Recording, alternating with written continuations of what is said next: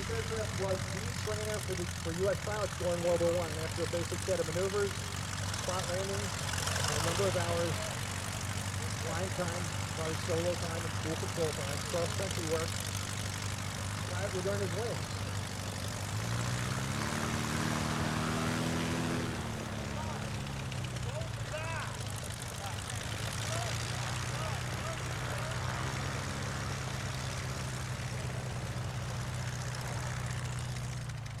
And our intrepid 18-year-old pilot from Wisconsin, Sheboygan, I believe he's from, Sheboygan, Wisconsin, is out getting his wings at the Jenny, escorted by two of our East Coast doughboys. Typically what would happen at this point, a U.S. aviator would earn a pair of wings. They would be bullion stitched wings, which is a silver thread. They're beautiful done. And all handmade, by the way. And they get set aside and wait for travel orders overseas. But today, since we only have an hour-long opportunity to do this, Nick's going to get sent over immediately. Typically, what would happen is you would receive his orders to Garden City, Long Island. That was one of the major departure points in the United States. And he'd have one last opportunity to say goodbye to his family, his girlfriend, stay out of Paris, and we'll see you when you get back. And off he would go in the company of other soldiers, other aviators, on troop ships across the Atlantic, out to Halifax, Nova Scotia, and then across the pond to England. And then they would take another boat across the English Channel. There were flamethrowers, machine guns, airplanes, and U-boats. So submarines patrolled the North Atlantic looking for troops, looking for shipping, looking for any way to interrupt the Allies coming to France.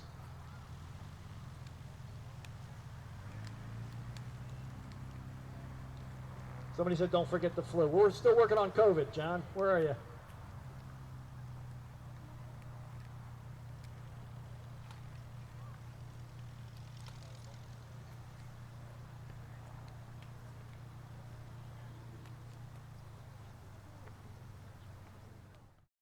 Who only spoke French.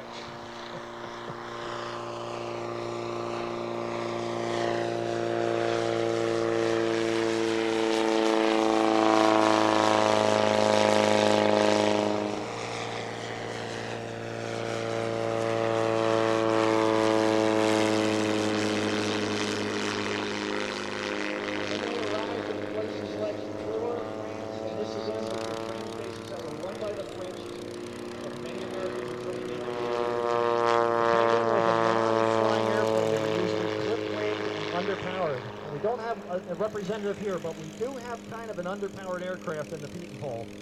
The whole purpose of this training was to teach the pilot to steer this aircraft straight using primarily rudder inputs. Work the throttles, get the feel of the airplane on the ground, and drive it in a straight line, turning it around on the field and coming back. I mentioned Phil Kassam earlier with the eye test. Phil told me that these airplanes usually had 50 horsepower and no motors in them. And the only instruction you would get is point it in this direction, push the fuel all the way forward and go. Try to keep the airplane straight.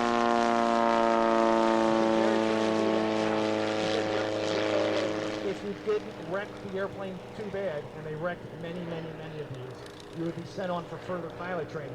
But the whole point to this was to teach you to handle the aircraft on the ground.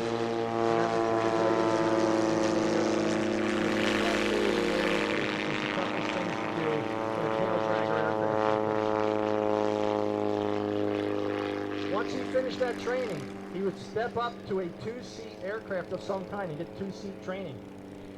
The Nieuports that you see above us are representative of the single-seat version, but they also made a two-seat version of this airplane. And you get about 2.5 or 3 hours of dual control training. Now the French system was very different than what we do today. You're with an instructor for sometimes a long time. There's flight hour minimums that you have to have in order to move to the next phase. I can tell you from studying the statistics, reading history as I have for the last 50 years of this very subject, a lot of them.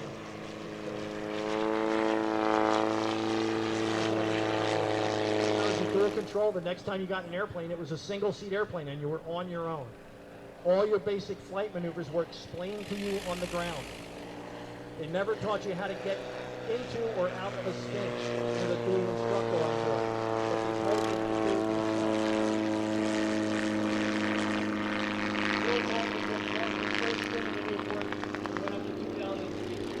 And he was there for 20 minutes before he could work up the nerve to get into the spin. Because he had never been in one, and he had never been out of one.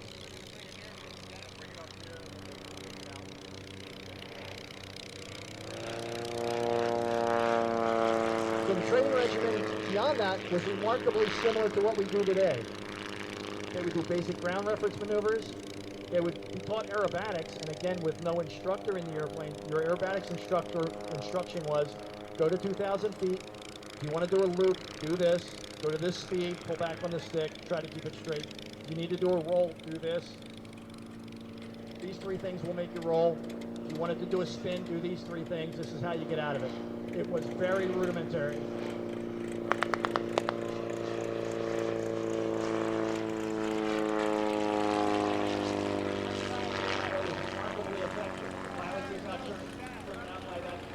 Pilots that came out of that program seem like natural pilots. Thousands of pilots have been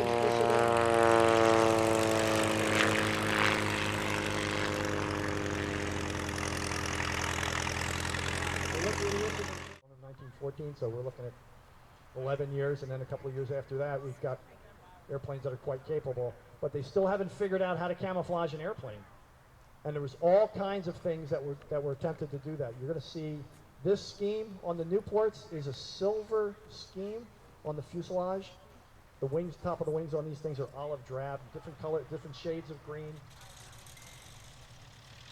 But typically,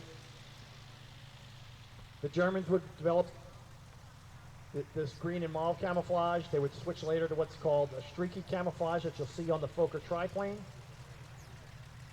And then, of course, later the famous lozenge camouflage with just patches of color that were on the airplane to do what us artists call color averaging. They look very colorful close up, but as you back up from the colors kind of blend together and form one base color, usually a brown or a dull green. As the Nieuports taxi up here, they're going to taxi into a little line, straight line. Hopefully they'll get in a straight line.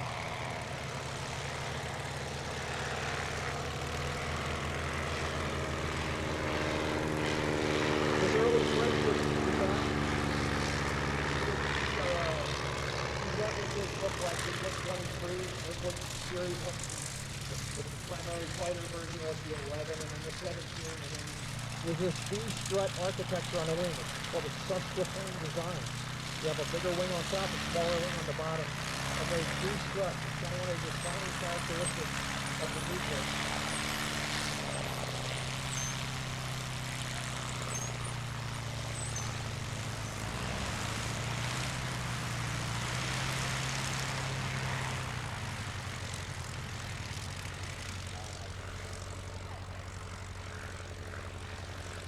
Down the field now, we just start up, like I'm talking about the Nieuport, but the rotary engine Sopwith Pup just taxi down the field. And if you haven't seen the rotary engines run today, you have to take a look at those guys when you get out on the field later when you open up the ropes.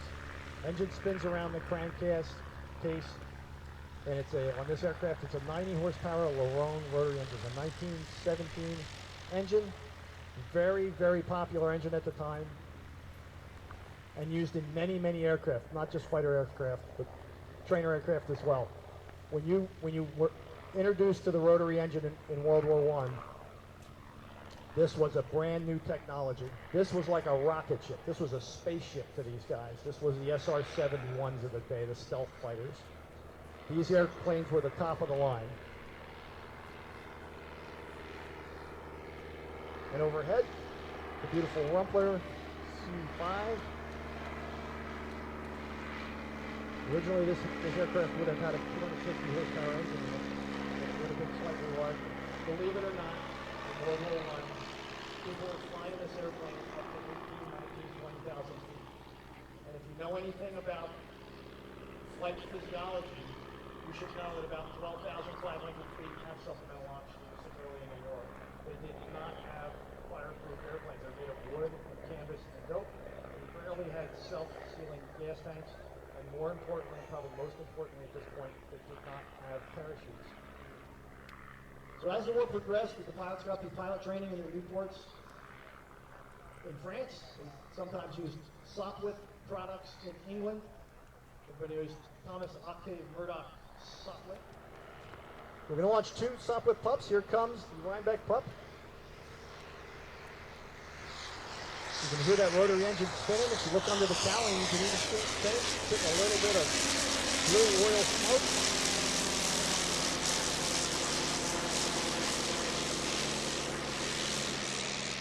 Now this aircraft runs on uses castor oil for lubrication. Castor oil itself is derived from the castor bean. And one of the reasons they use that is because it's not miscible in gasoline. It doesn't mix with gasoline. So as the gasoline and oil are together in the crankcase, they will not.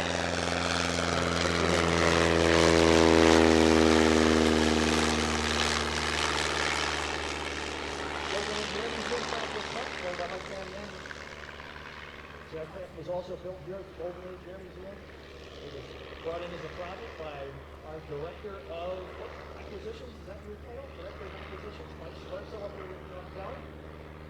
And it was finished over about a 2.5-year period. And a project airplane, a finished flying airplane. Great example, once again, of a World War I aircraft. It's a full-size airplane. The only difference between this and the World War I aircraft, one of the major differences, I should say, and would often try to interdict against the observation airplanes. Remember that although we think of World War I as fighter airplanes and Fokker triplanes and Sopwith Camel, that the primary purpose of aviation in World War I was to replace the cavalry. With the machine guns and poison gas and flamethrowers, people on horseback did not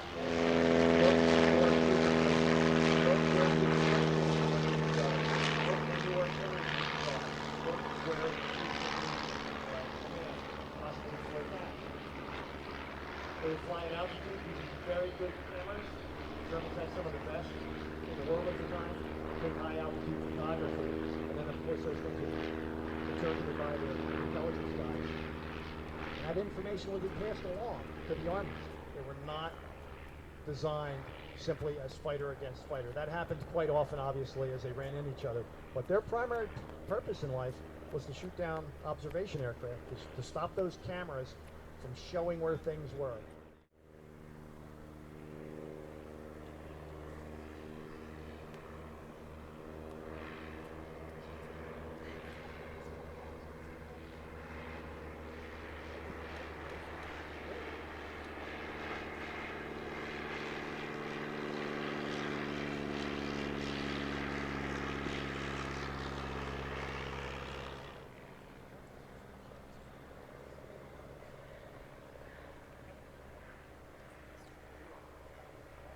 It was a very elusive aircraft. Being able to fly at high altitudes, 18, 19, 20,000 feet sometimes. The Sopwith Pup could not always get up to their altitude to attack them. The regular compression engines, like the air aspirated engines as the Loran rotary is, are not usually very good high altitude airplanes. These engines don't throttle like a normal engine. They go down to about 600 RPM or so.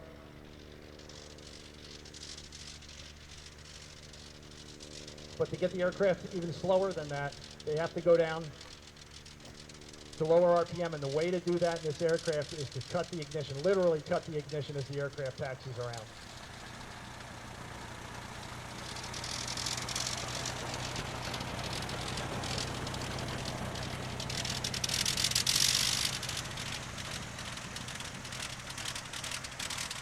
And look underneath of that cowling, that's still the cowling. You see our engine spinning around? A little bit of castor oil smoke coming out of there.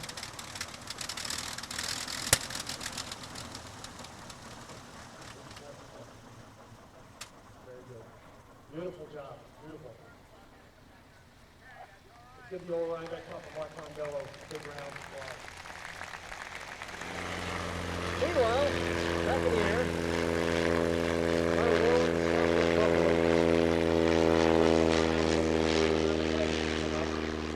I know that he just forced the Rumpler down. He didn't pull him down, but he forced him to come back.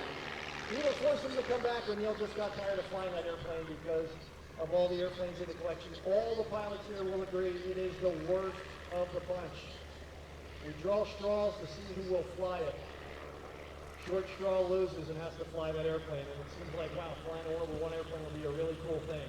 But nobody wants to fly this airplane if they're going to run it.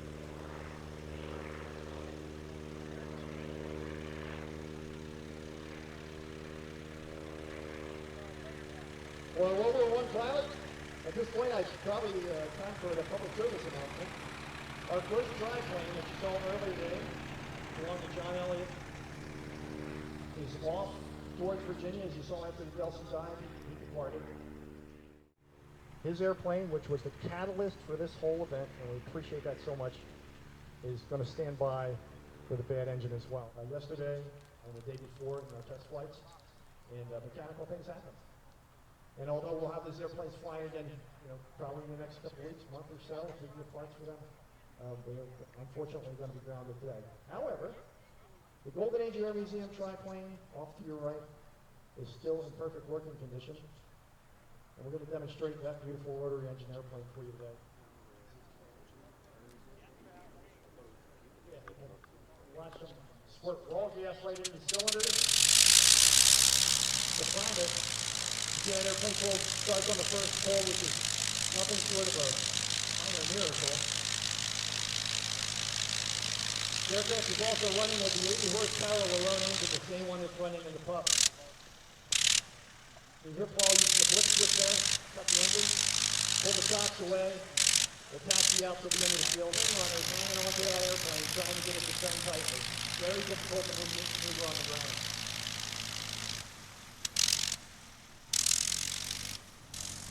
It also gives you a good look at what the pilot has to look at as it's taxiing away. That middle wing is in the way. You can notice the center section cutouts on that wing. You see Paul tilting his head left and right. He's looking ahead of himself using those cutouts to see what's in front.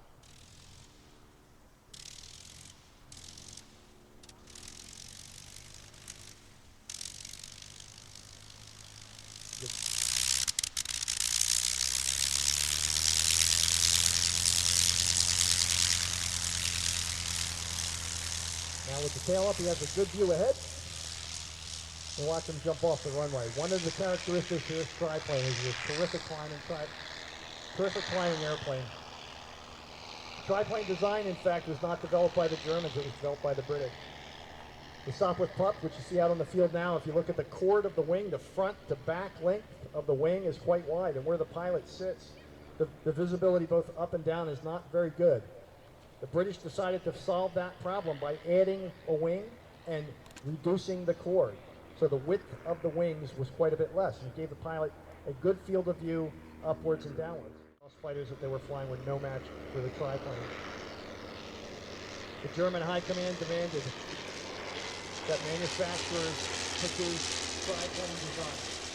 Prototype designs that they would test against each other against competition. And the winner of that competition is selected for production. And the Fokker triplane that you see today is the winner of that competition.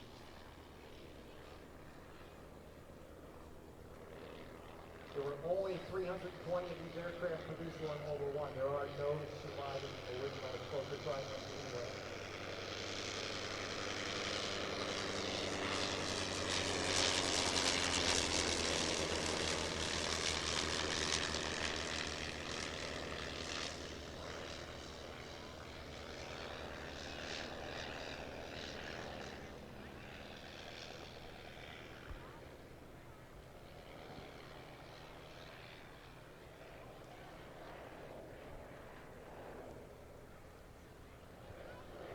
So one of the missions for the German pilots, and here Paul's going to demonstrate it right here, he can't come across the show line, but aircraft on the field like this, the Pup and the Nieuports were vulnerable to German aircraft fire.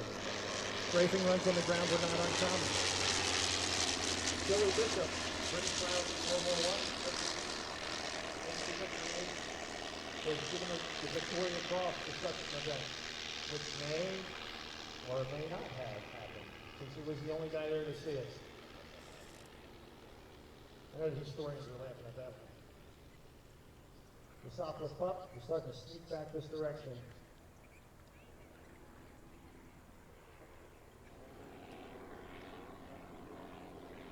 And someone asked earlier today, I had a very good question. He said, why 3 wings? And I explained that a little bit with the Sopwith Triplane. The Fokker Triplane is a little bit different. The middle wing on this airplane is not as effective as you might expect. The aerodynamic interference between the wings producing lift on this aircraft eliminated most of the lift that would normally be produced by that center wing. The wings are just simply too close together for them to be aerodynamically effective at the width, the chord width that they were. The second prototype went to Werner Voss. Voss was ultimately a 48 victory ace.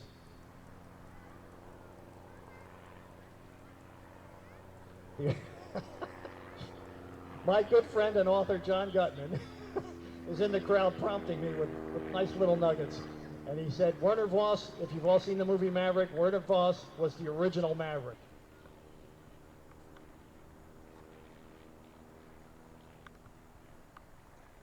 And from show left, we have the Sopwith Pup. And to the right, the Fokker Triplane.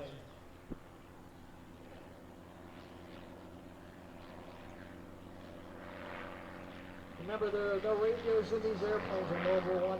Communication was strictly by hand signals. There were no air-to-air rockets. These fights would usually devolve into this. Even at the squadron level, if you had multiple airplanes get into a fight, it usually devolved in a one-on-one combat.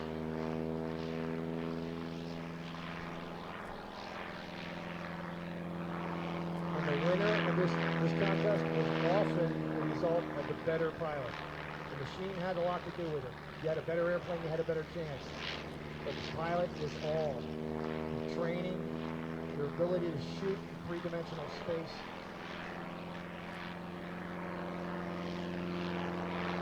Your ability, in this case, to get on the tail of the other guy. Remember, these guns fire forward in these aircraft. They have no defense to the rear like the two-seaters do. And subsequently, when our poor Sopwith Pup pilot gets into this position, it's not long before it's lights out. Now, he has one advantage. In World War I, the Fokker triplane was quite slow compared to other fighter aircraft.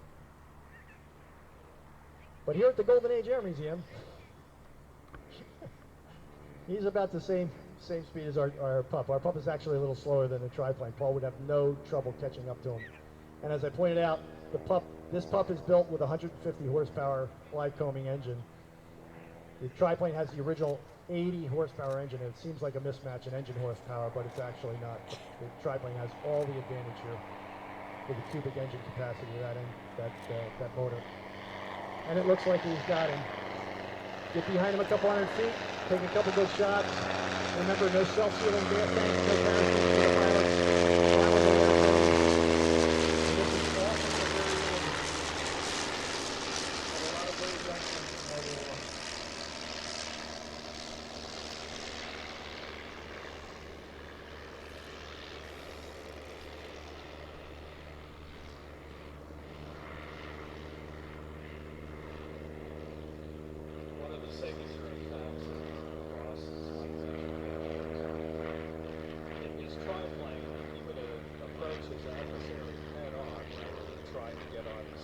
As they got close, since the targets were harder to hit with less area, as they got close, Voss would move over to one side or the other slightly, and as he was just about a beam, he would stand on his rudder, full rudder, and a little aileron to hold the wing up. The airplane would literally turn sideways as his opponent went by, and as he went by, just on both guns, he would raise his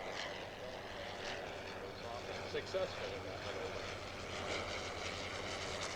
Paul, getting a top view of that airplane, the one thing you did not mention is you talked about the red plane. The red plane actually had a brother named Nieuport. Nieuport was a 40 victory ace. flew the triplane quite successfully. The red wheels that you see in the Sabine struts and landing gear struts are painted in the red color of Jasta 11, which is the squadron marking. The tail on that aircraft, the yellow tail, is Lothar's personal color. We kind of think of the Germans as staid and kind of organized and very rigid.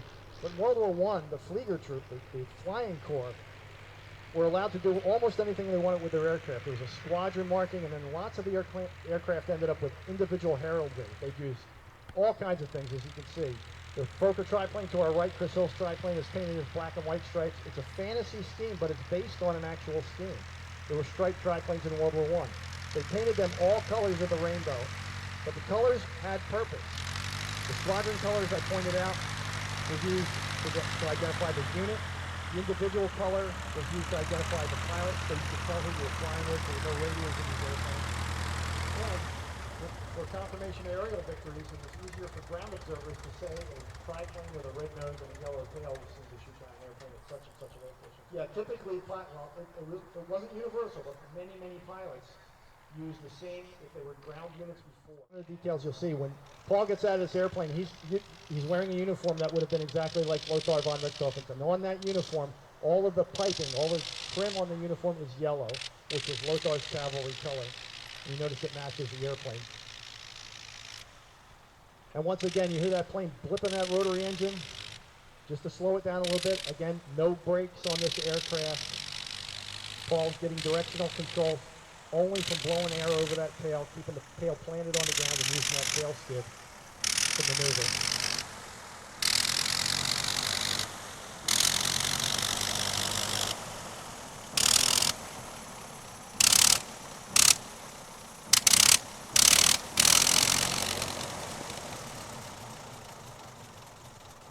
By the spring of 1918, the Sopwith the Fokker triplane was pretty much an obsolete airplane. But here, the golden age, obviously, this is the star of the show today. Let's give Paul a big hand for flying that tricky flying machine here in our World War I segment.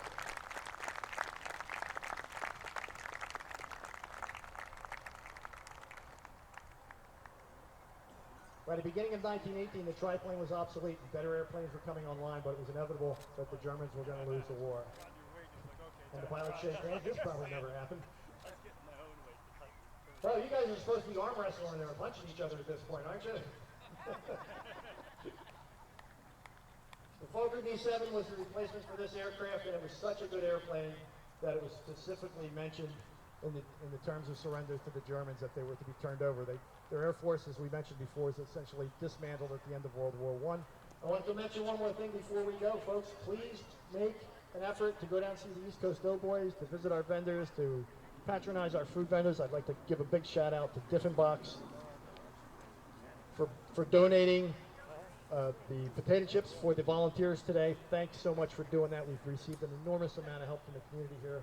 Duffin Fire Rescue, as you can see over here, the local police, Fire and Rescue, Diffin Box, as I pointed out, our local farmers, even our neighbors are lending us parking space this week for this event. So I want to give a big shout out to all those folks that did that.